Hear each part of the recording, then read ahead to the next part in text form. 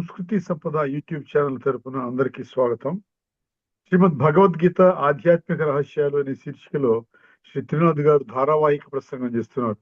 వారి ధారావాహిక ప్రసంగంలో ఈ రోజు 470వ ప్రసంగం చేస్తున్నారు. శ్రీ త్రినాథ్ గారికి స్వాగతం. ఓం శాంతి. శ్రీమద్ భగవద్గీత ఆధ్యాత్మిక రహస్యాలు ఈ యొక్క కార్యక్రమాన్ని వీక్షిస్తున్నటువంటి సోదర సోదరి మనందరికీ కూడా హార్దిక స్వాగతం, సుస్వాగతం, నమస్సుమాంజలి. ముందుగా ధార్మికము ఆధ్యాత్మికము మధ్య మరొక అద్భుతమైనటువంటి విషయాన్ని మీ దృష్టికి తీసుకొని వస్తున్నానండి. మామూలుగా ధార్మిక కోణంలో బ్రాహ్మణ, క్షత్రియ, వైశ్య, శూద్ర ఈ 4 వర్ణాలు పుట్టుక ఆధారంగా అవి నిర్ణయించబడతాయండి. బ్రాహ్మణుల యొక్క వర్ణంలో పుట్టినటువంటి వాళ్ళు ఇంకా ఆ విధంగా బ్రాహ్మణులుగా అవుతారు. తర్వాత వాళ్ళ యొక్క లెగసీ ప్రకారంగా అందరూ కూడా ఆ విధంగా బ్రాహ్మణులుగా ఆ విధంగా గుర్తింపబడతారు. అదేవిధంగా క్షత్రియులు, అదేవిధంగా వైశ్యులు, అదేవిధంగా శూద్రులు. ఇది ధార్మిక జగత్తు. కానీ ఆధ్యాత్మిక జగత్తు ఏం చెప్తుందంటే పుట్టుక ఆధారంగా వర్ణాలు నిర్ణయించబడవు అంటుంది. ఇదివరకు కూడా చర్చించుకునే ఉంటాము. అయినా ఇది చాలా ముఖ్యమైన విషయము, మనం గమనించాలి. ఆధ్యాత్మిక దృష్టికోణంలో ఆత్మ గురించి మాట్లాడుతున్నాం మనం. ఇక్కడ శరీరం గురించి మాట్లాడుతున్నాం. శరీరము, వర్ణాలు శరీరానికి ఉంటాయి. కులము, మతము, జాతి, వర్ణము, వర్గము, రంగు, రూపు, భాష, దేశము ఇవన్నీ ఉన్నవాడు, నల్లవాడు, తెల్లవాడు, స్త్రీ, పురుష ఇవన్నీ శరీరానికి సంబంధించిందండి. శరీరపరంగా శరీరాన్ని జన్మ ఆధారంగా మనము ఆ విధంగా బ్రాహ్మణులుగా మనము ఆ విధంగా ముద్ర వేయబడతాము. అర్థమైందండి? ఇప్పుడు ఆధ్యాత్మిక దృష్టికోణంలో 2 వర్ణాలండి. ఎందుకంటే ఆధ్యాత్మికం అంటే ఆత్మజ్ఞానము. నేను ఆత్మని అదే చెప్పాడు కదా. క్షేత్రజ్ఞం చాపి మాం విద్ధి సర్వక్షేత్రేషు భారత క్షేత్రజ్ఞయోహ జ్ఞానం యత్తత్ జ్ఞానం మతం మమ నా యొక్క మతము భగవానువాచ, భగవంతుడు చెప్తున్నాడు, నా యొక్క మతము ప్రకారంగా క్షేత్రము క్షేత్రజ్ఞుడు 2 వేరు. ఇది జ్ఞానం అంటున్నాడు. నేను ఆత్మని, దేహము నాది, నాది, నేను వేరే, నాది వేరే. నా కారు నేను కారుని కాదు, నా కారు, నా ఇల్లు, నా పదవి, నా దేహము, నా ఒంట్లో బాగోలేదు. ఈ రెండిటిని చాలా స్పష్టంగా గుర్తించినట్లయితేనే అక్కడ మీరు జ్ఞానులు. అంటే ఆధ్యాత్మిక దృష్టికోణంలో మీరు జ్ఞానులు. అర్థమైందండి? ఇప్పుడు అక్కడ ఏమవుతుంది, ఈ యొక్క జ్ఞానాన్ని తెలుసుకున్న వాళ్ళు మాత్రమే ఇక్కడ బ్రాహ్మణ, క్షత్రియ, వైశ్య, శూద్ర గుణాల ఆధారంగా అన్నాడు. అర్థమైందండి? 4వ అధ్యాయం 13వ శ్లోకంలో చెప్తాడు, చాతుర్వర్ణ్యం మయా సృష్టం గుణ కర్మ విభాగశ అంటాడు. అర్థమైందండి? గుణ కర్మ విభాగశ అనేసాడు భగవంతుడు. గుణాల ఆధారంగా నీవు బ్రాహ్మణుడుగా అవుతావు. అది ఏ గుణాలు ఏమేంటి అవన్నీ కూడా మనకి చెప్పాడు. శమోదమ తపశ్చౌచం క్షాంతిరార్జవమేవచ జ్ఞానం విజ్ఞానం ఆస్తిక్యం బ్రహ్మకర్మ సమాజిన. ఈ విధంగా 18వ అధ్యాయంలోని మీరు 41, 42, 43, 44 ఈ వీళ్ళ యొక్క లక్షణాలు ఇవ్వటం జరిగింది. సో అందుకని బ్రాహ్మణులుగా మనం అవ్వాలి ఆధ్యాత్మిక దృష్టికోణం. ఎందుకంటే బ్రాహ్మణులే రేపొద్దున రాబోయేటువంటి సత్యయుగంలో దేవతలుగా అవుతారు. క్షత్రియులు మళ్ళీ త్రేతాయుగంలోకి వెళతారు. బ్రాహ్మణులు దేవతలుగా అవుతారు, వాళ్ళు సత్యయుగంలో వెళతారు. అర్థమైందండి? సో బ్రాహ్మణ, క్షత్రియ ఈ 2 కూడా సత్య త్రేతాయుగాలు, మళ్ళీ ఈ వైశ్య శూద్రులు ద్వాపర కలియుగాలు. అందుకని ఇక్కడ గుణాలు మార్చుకునేడానికి మనకు ప్రేరణ భగవంతుడు ఈ విధంగా మనకి చెప్తూ 2 వర్ణాలు నాయన. సత్య త్రేతాయుగాలు వచ్చేటువంటి వాళ్ళు బ్రాహ్మణులు, తర్వాత మిగతా వాళ్ళందరూ కూడా ఆ విధంగా వస్తారు. ఈ విషయాన్ని గుర్తుపెట్టుకోండి. 18వ అధ్యాయంలో 41, 42, 43, 44 ఆ విధంగా చెప్పడం జరుగుతుంది. ఇది ముఖ్యమైనటువంటి తేడా. దీనివల్ల ఈ భగవంతుడు ఎందుకు ఇలా మనది అవమానించడం కోసం చెప్పట్లేదండి. నాయనా, ఆధ్యాత్మిక దృష్టికోణమే ముఖ్యము, ఆత్మజ్ఞానమే ముఖ్యము. చివరికి ఆత్మనే కదా వెళ్ళిపోయేది. శరీరాన్ని కాల్చిపారేస్తారు, బూడిద చేసేస్తారు. అది దానివల్ల లేదు. తర్వాత పుట్టినవాడు మళ్ళీ మరణిస్తాడు, మరణించిన వాడు మళ్ళీ జన్మ తీసుకుంటాడు. జాతస్య హిద్రువో మృత్యు అన్నాడు కదా. కొంచెం ఆలోచించండి బుద్ధినేత్రం తెరుచుకుని. అప్పుడు దేని ఆధారంగా నేను సత్యయుగంలో వెళతాను? అందుకనే మనం బ్రాహ్మణులుగా మారాలి అంటే ఆత్మిక బ్రాహ్మణులుగా, స్పిరిచువల్ బ్రాహ్మిన్స్ గా మారాలి. ఇప్పుడు ఈ రోజున ఒక 20 లక్షల మంది ఆ విధంగా పరివర్తన చెందడం జరిగింది. అంటే నేను ఆత్మని అనుకుంటే వాళ్ళు బ్రాహ్మణులు, నేను దేహవనుడు జీవించినట్లయితే వాళ్ళు ఖచ్చితంగా వాళ్ళని బ్రాహ్మణులు అనటానికి లేదు, క్షత్రియులు అనటానికి కూడా లేదు, వైశ్యులు అనటానికి కూడా లేదు. వాళ్ళు ఖచ్చితంగా శూద్రులు అని ముద్ర వేయడం జరిగింది. ఓకేనండి, ఇది ముఖ్యమైన తేడా. ఇప్పుడు గత ఎపిసోడ్లో మనం ఒక ఉపనిషత్తు మంత్రాన్ని చర్చించుకున్నాం. ఈ ఎపిసోడ్లో ఒక గీతా శ్లోకాన్ని తెలుసుకుందాం. అద్భుతమైన శ్లోకం అండి. చాలా అంటే ఒక్కొక్క శ్లోకం తత్వంలో వెళితే చాలా ఎంజాయ్ చేస్తామండి. భగవంతుడు నా కొరకు ఈ యొక్క విషయాన్ని ఈ విధంగా నీ జీవితాన్ని పరివర్తన చేసుకో అనే ఒక మార్గదర్శక సూత్రాన్ని మనకి ఇస్తున్నాడు. అర్థమైందండి? ఇందులో ఏం చెప్తున్నాడు, ముఖ్యంగా ఏం చెప్తున్నాడంటే, మామూలుగా మనం ఏం చేస్తుంటామంటే కర్మలు, మీ ఇంట్లో మీ పిల్లలకైనా చెప్పండి, వాళ్ళకి నచ్చిన కర్మలు అయితే చేస్తామంటారు, నచ్చకపోతే ఏం చేస్తారు, నాకు కాదు తమ్ముడికి చెప్పు, లేకపోతే అక్కకి చెప్పు, లేకపోతే మేము చేయలేము, వాడికి చెప్పు, లేకపోతే ఎవరితో బయట అవుట్ సోర్సింగ్ వాడికి బుక్ చేసి తెప్పించుకో, మేము వెళ్ళలేము అండిస్తారు. ఇష్టమైన కర్మలు, అనిష్టమైన కర్మలు రెండు ఉంటాయి. ఆధ్యాత్మిక దృష్టికోణంలో కూడానండి ఇష్టమైనవి ఉంటాయి, అనిష్టమైనవి ఉంటాయి. ఆధ్యాత్మికంగా చూసినట్లయితే అన్ని కర్మలు ఇష్టమైనవి ఉండవండి. ఇప్పుడు ఏదో పెద్ద వివిఐపిని మీరు ఎంటర్టైన్ చేస్తున్నారు అనుకోండి, ఉదాహరణ చెప్తున్నాను మీకు. ప్రైమ్ మినిస్టర్ వచ్చారు, లేదా ప్రెసిడెంట్ ఆఫ్ ఇండియా వచ్చారు, ముఖ్యమంత్రి వచ్చారు, లేకుండా ఉంటే చాలా అద్భుతమైనటువంటి సాధు సంతుల సమ్మేళనం చేస్తున్నారు, లేదా గీతా సమ్మేళనం చేస్తున్నారు, పెద్ద పెద్ద గీతా స్కాలర్స్ ని అటెండ్ అవ్వాల్సినటువంటిది ఉంటుంది. న్యాచురల్ ఒక సమ్మేళనం చేస్తున్నామంటే ఎన్నో ఏర్పాట్లు చేయాలి. అక్కడ కుర్చీలు క్లీన్ చేసే దగ్గర నుంచి, స్టేజ్ డెకరేషన్ చేసే దగ్గర నుంచి, వెనకాల డిజైన్ చేసే దగ్గర నుంచి, అక్కడ భోజనాలు వంట చేసే దగ్గర నుంచి, కూరగాయలు కట్ చేసే దగ్గర నుంచి, ఇవన్నీ పనులే కదండి. ఇవన్నీ ఆధ్యాత్మిక దృష్టికోణంలో ఎవరో ఒకరు చేయాలి. మీరు చేస్తారా, ఎవరు చేస్తారా? అక్కడ ఓన్లీ నేను స్పీచ్ ఇచ్చే కర్మనే నాకు ఇవ్వండి, నేను మంచిగా మాట్లాడగలుగుతాను, నేను మంచి విషయాలు చెప్పగలుగుతాను, నాకు ఈ యొక్క జ్ఞానం చెప్పే ఒక లెక్చర్ ఇచ్చేటువంటి ఆ యొక్క కర్మని నాకు ఇవ్వండి, అది నాకు చాలా ఇష్టము. ఈ విధంగా ఈ కుర్చీలు తుడవడము, లేకపోతే డ్రైవింగ్, పలానా వ్యక్తిని తీసుకుని వెళ్ళి ఎయిర్పోర్ట్ నుంచి నువ్వు తీసుకుని రా, ఇలాంటి కర్మలు నాకు ఇవ్వకండి. ఇది వద్దు, ఇది చేయకూడదు అంటున్నాడు. ఏ కర్మ అయినా ఆధ్యాత్మిక దృష్టికోణంలో పరమాత్మ యొక్క ప్రాప్తి, సంస్కార పరివర్తన, దేదీప్యమైనటువంటి మీ జన్మ సత్యత్రేతాయుగాల్లో ఉంటుంది.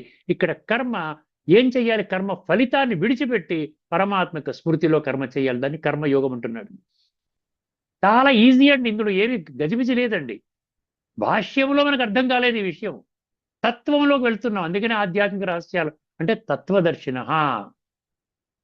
అర్థమైందండి? ఇప్పుడు ఒకసారి ఈ శ్లోకాన్ని విని ఈజీగా అర్థమవుతుంది. నద్వేష్ట్య అకుశలం కర్మ, నద్వేష్ట్య కుశలం కర్మ, కుశలేనానుసజ్జతే, త్యాగి సత్వ సమావిష్టో మేధావి చిన్న సంశయ. ఇది శ్లోకం అండి, అద్భుతమైన శ్లోకం అండి, చాలా బాగుంటుంది.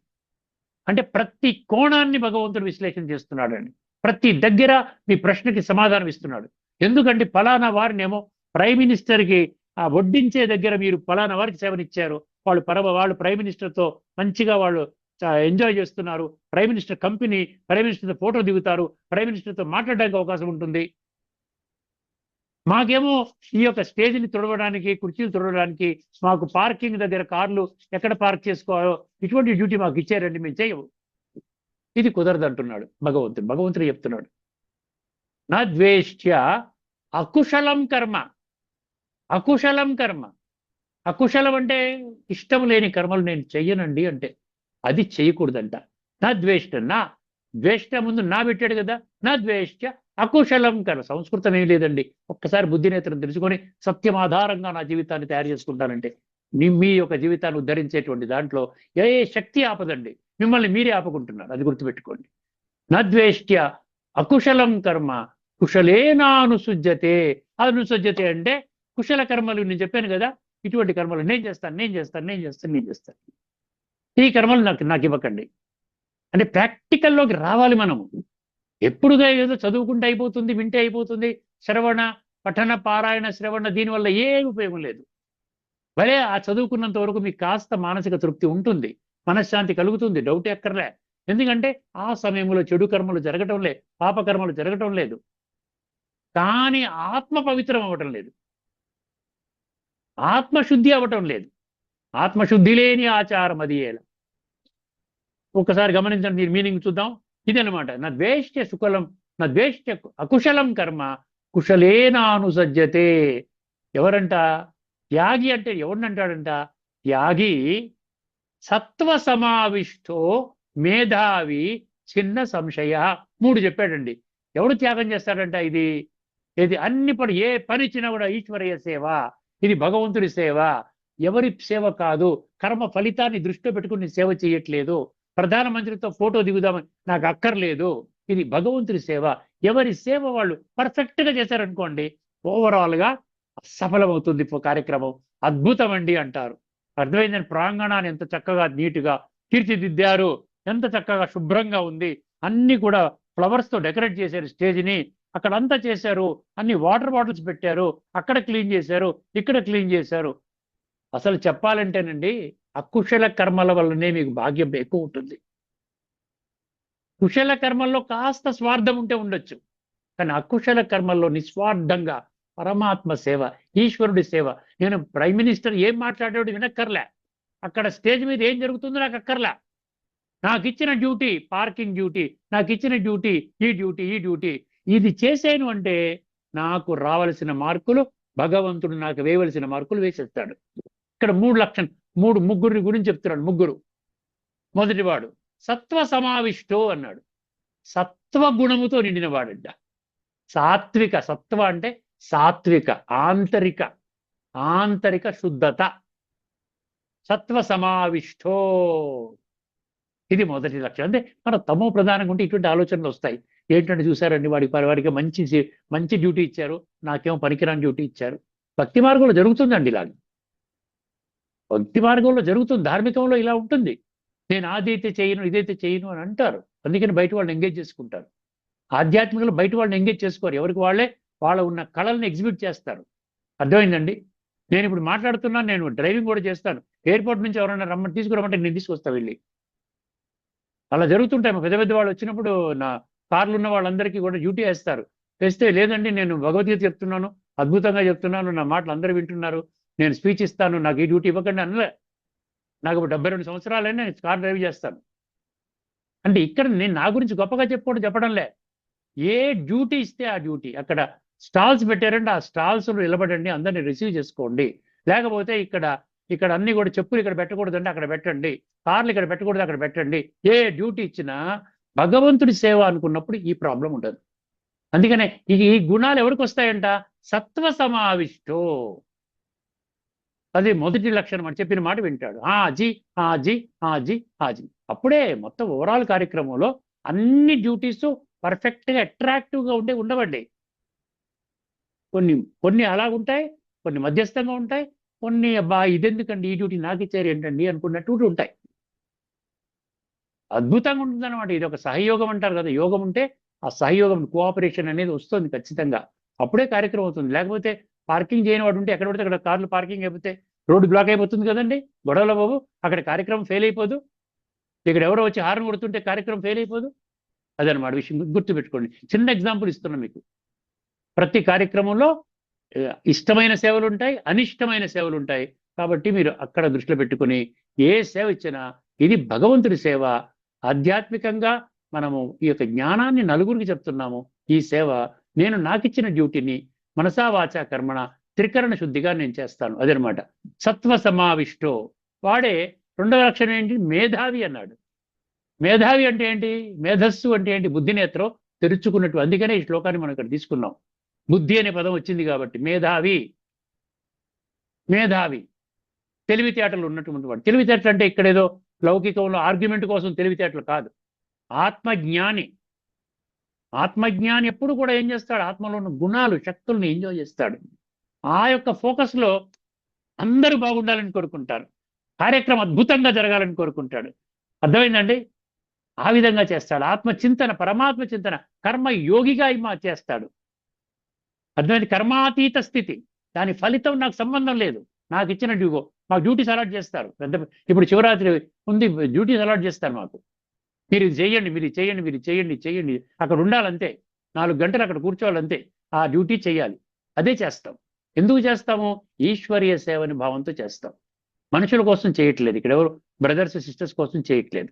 అందరూ ఆ విధంగానే స్టేజ్ మేనేజ్ చేసే వాళ్ళు కొంతమంది ఉంటారు, డెకరేషన్ వాళ్ళు కొంతమంది ఉంటారు, ఇవన్నీ ఉంటారు. రెండవది మేధావి అంటే అర్థమైంది కదండి.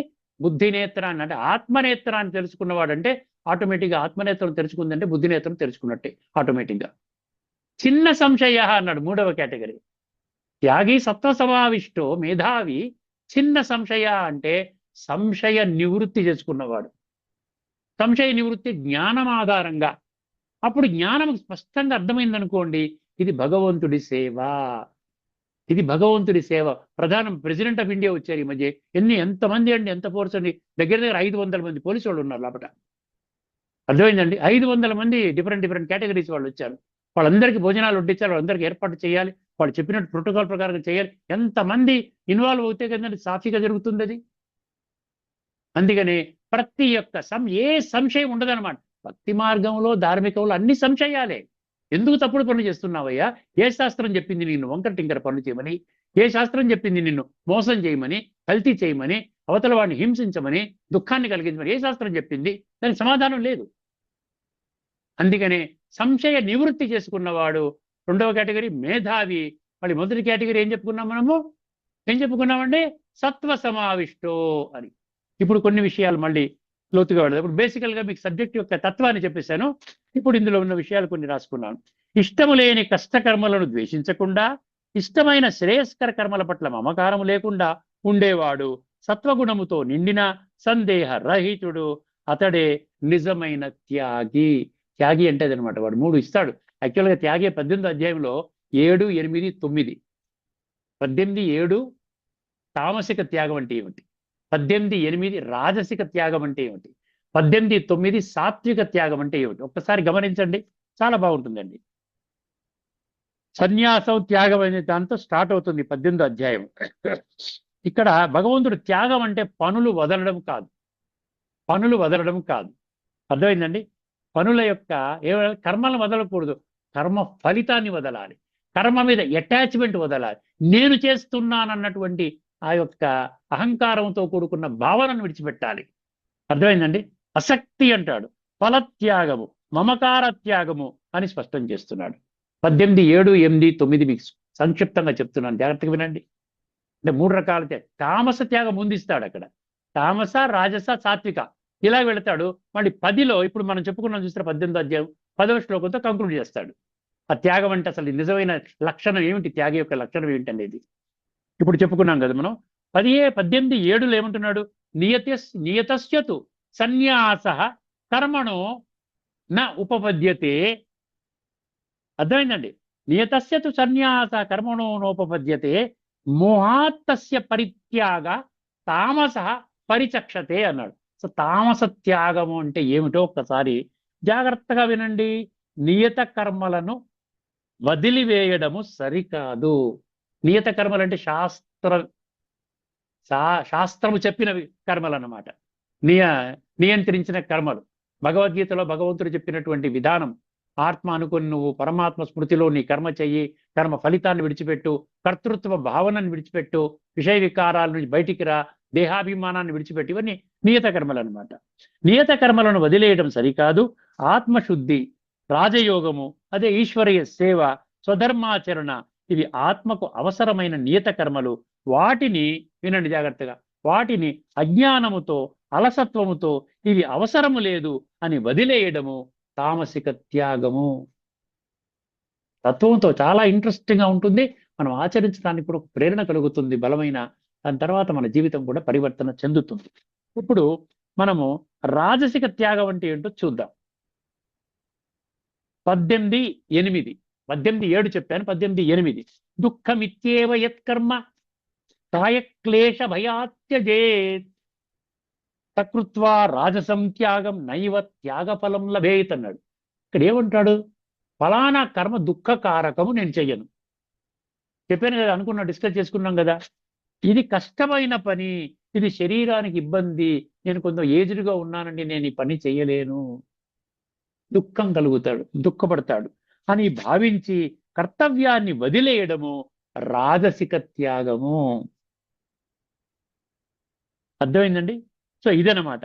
అంటే ఏం చెప్తున్నాడు ఇక్కడ? యోగము, సంయమనము, పవిత్ర జీవితము మొదట్లో కష్టంగా అనిపించవచ్చు. అర్థమైందండి? ఇప్పుడు ఆత్మ అనుకోండి, మీకు కష్టం అనిపిస్తుంది. కానీ అభ్యాసం చేసుకుంటూ వెళితే డైలీ 5 మినిట్స్ అలా చేసుకుంటూ వెళ్ళండి.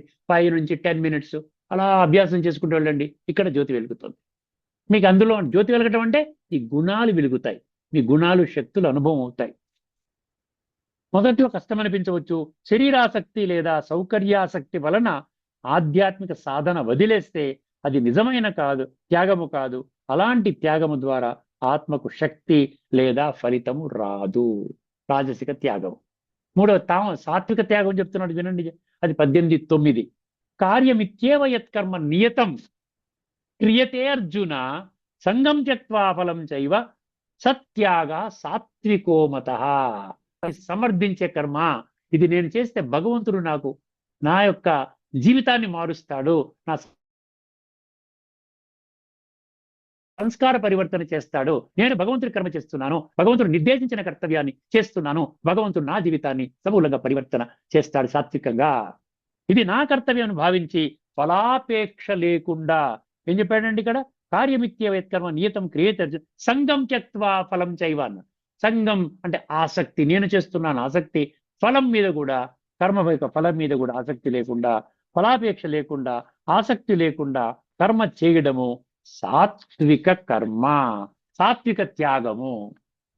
అర్థమైంది? సాత్విక, రాజసిక, తామసిక ఈ మూడు కూడా మీకు చెప్పేశాను. దైవ స్మృతిలో అంటే పరమాత్మ స్మృతిలో ఫలాపేక్ష లేకుండా సేవాభావంతో కర్మ చేయడము నిజమైన యోగి లక్షణము. నేను చేస్తున్నాను అనే అహంకారము లేకుండా భగవంతుడి యొక్క ఆదేశము, నేను నిమిత్త మాత్రుడిని అనే భావంతో చేసే కర్మ, ఇదే సాత్విక త్యాగము. మీకు అర్థమైంది కదండి? ఇప్పుడు ఈ విధంగా 3 రకాల త్యాగాలను చెప్పి ఇప్పుడు ఏమంటున్నాడు? 18:10. ఇప్పుడు మనం చెప్పుకున్నాం కదా, మన శ్లోకం ఏంటి?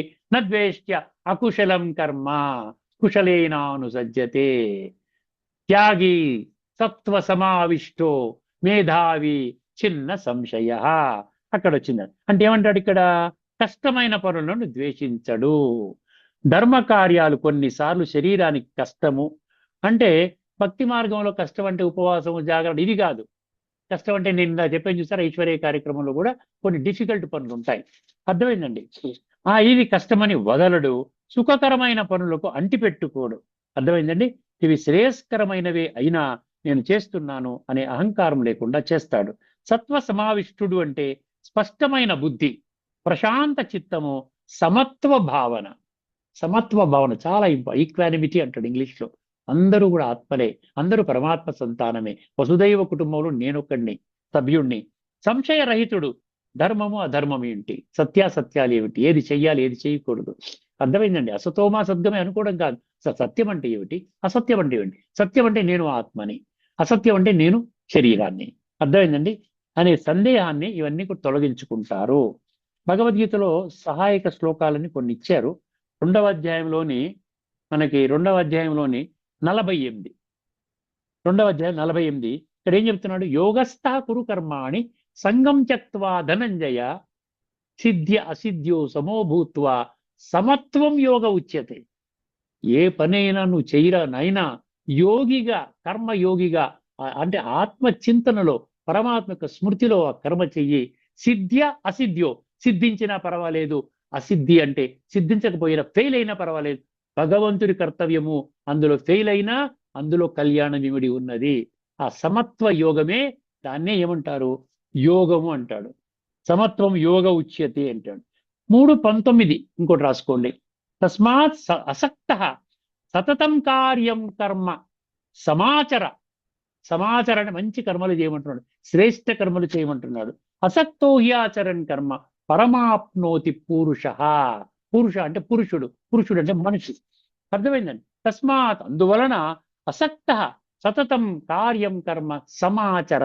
దీని మీనింగ్ ఏమిచ్చాడు?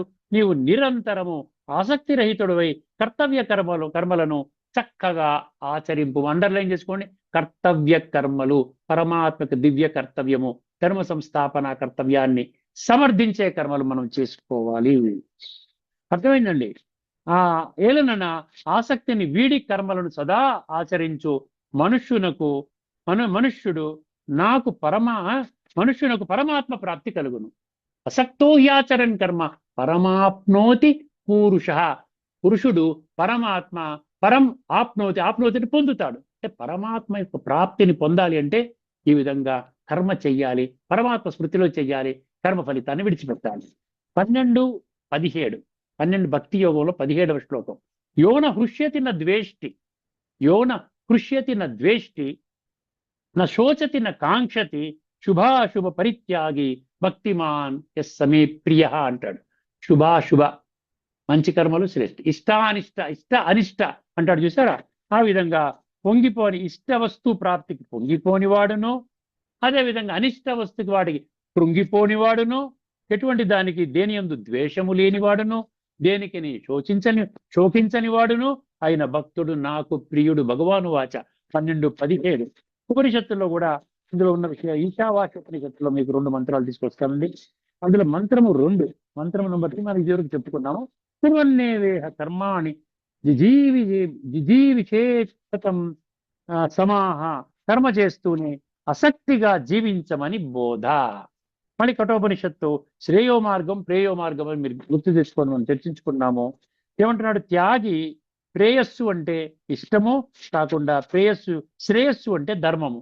ఒకటి ప్రేయస్సు అంటే ఇష్టము, శ్రేయస్సు అంటే ధర్మము. ఆత్మకి నచ్చినటువంటిది అది శ్రేయస్సు, లేకుండా అంటే ఇంద్రియ సుఖాలకి బాడీ కాన్షియస్నెస్ చేసేది ప్రేయస్సు. ఇప్పుడు ఇంకోటి ఆధ్యాత్మిక దృష్టికోణంలో కర్మ చెయ్యాలి, కానీ ఆత్మాభిమానంతో నేను దేహము కాదు ఆత్మను, ఆత్మస్థితిలో చేసిన కర్మకు ఆత్మ బంధింపబడదు, అంటే సంస్కారాలు పాడవవు. సేవలో ఇష్టం అనిష్టం ఉండకూడదు. ఏ సేవ వచ్చినా చిన్నదైనా పెద్దదైనా ద్వేషము లేకుండా చెయ్యాలి. 3వది యోగ బలముతో ఆసక్తి అన్నాడు. పరమాత్మ స్మృతి వలన కష్టం అనిపించదు. భగవంతుడి యొక్క కర్తవ్యంలో ఇది కష్టం అనిపించదు. సుఖము మీద మమకారము ఉండదు. ఇంకో అదే 4వది ఏంటండి? 4 విషయాలు చెప్పాడు కదా. ఏం చెప్పాడు? 1 కర్మ చేయాలన్నాడు, 2 సేవలో ఇష్టానిష్టం ఉండకూడదు అన్నాడు, 3వది మధ్యలో ఏం చెప్పాడు? యోగము చేస్తాం కాబట్టి నేను చేస్తున్నాను దాని మీద ఆసక్తి ఉండకూడదు అని అన్నాడు. 4వది ఏంటంటే సంశయ ఛేదనం. చిన్న సంశయ అన్నాడు కదా. అదేమన్నాడండి? చిన్న సంశయ అన్నాడు కదా. మేధావి చిన్న సంశయ అంటే ఏమన్నాడు ఇక్కడ? సంశయ ఛేదనం అంటే జ్ఞానము యోగము ద్వారా ఆత్మ పరమాత్మ జ్ఞానము వచ్చినప్పుడు నేనే కర్త అన్న భ్రమ తొలగిపోతుంది. ఎప్పుడైతే నేను కర్త అన్న భ్రమ పోయిందనుకోండి, నేను చేస్తున్నానన్న అది పోయిందంటే మిగతా అన్ని సంశయాలు పోయినట్టేనండి. సంశయాలు ఉండకూడదు అసలు. ఆత్మ జ్ఞానము వచ్చింది ఎప్పుడైతే వస్తుందో సంశయాలన్నీ నివృత్తి అవుతాయి.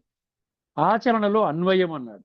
ఒక నిజమైన త్యాగి ఇలా ఉంటాడు. ఇష్టము లేని పనిని కూడా శాంతిగా చేస్తాడు, ఇష్టమైన పనిపై గర్వం చూపడు, సేవలో సమత్వము, ఫలంపై ఆశ లేదు, ఆత్మస్మృతితో కర్మ. ఆఖరి మహావాక్యం అండి. నిజమైన త్యాగి పనులు వదిలినవాడు కాదు, భయపడిపోయి నేను చెయ్యనని పారిపోయిన వాడు కాదంటే నిజమైన త్యాగి. ఇష్ట అనిష్ట ద్వంద్వాన్ని వదిలినవాడు, కష్టకర్మను ద్వేషించడు, సుఖకర్మకు అంటుకోడు, సత్వగుణముతో స్పష్ట బుద్ధితో సందేహరహితుడై ఉంటాడు. ఆత్మస్మృతి, ఆసక్తి ఇవే గీతా శ్లోకం బోధించిన త్యాగి యొక్క లక్షణాలు. ఇప్పుడు 18:10లో భాష్యకారులు ఏం రాసుకున్నారో ఒకటి చూసి ఈ యొక్క ఎపిసోడ్ని మనం సంపన్నం చేసుకుంటున్నాం అండి. 18:10 మీరు కూడా దగ్గర పెట్టుకోవచ్చు. నా దగ్గర గీతా ప్రెస్ వాళ్ళ పుస్తకం నేను చూస్తున్నాను. 18:10 చాలా వరకు సరిపోతాయి. కొన్ని కరెక్షన్స్ మనం తీసుకోవాలి. ఏమిచ్చాడండి? అకుశల కర్మలను ద్వేషింపని వాడు, కుశల కర్మల యందు ఆసక్తి కలిగి ఉండని వాడును, శుద్ధ సత్వ గుణ యుక్తుడు, సంశయ రహితుడు, బుద్ధిమంతుడు అయిన వాడు నిజమైన త్యాగి. కరెక్ట్ గా ఇచ్చాడు కదండి. అదనమాట విషయం. ఇక్కడతో మనం ఈ చర్చను ముగించుకుందాం. తదుపరి ఎపిసోడ్లో ఒక అద్భుతమైనటువంటి ఉపనిషత్తు మంత్రాన్ని మీ దృష్టికి తీసుకొని వస్తానండి. అంతవరకు సెలవు. అందరికీ నమస్కారం. లోకా సమస్త సుఖినో భవంతు. ఓం శాంతి.